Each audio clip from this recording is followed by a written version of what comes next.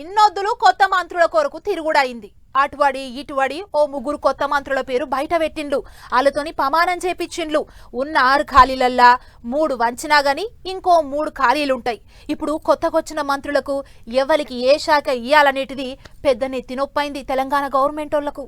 Telangana CM Revanth Reddy sir మల్లోపాలి గాలి motor ఎక్కిండు. ఏడికనుకుంటున్నారు ఢిల్లీకి పోయేతందుకు.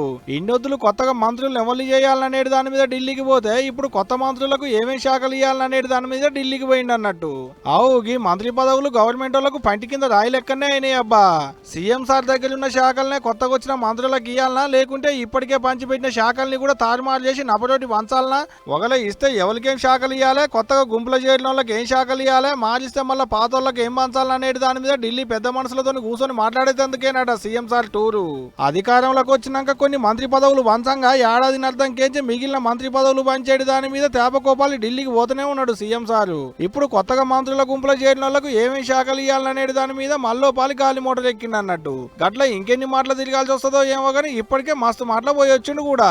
పోతనే ఉన్నాడు, వస్తూనే ఉన్నాడు, కానీ పోయిన పని మాత్రం అయితేనే లేదు.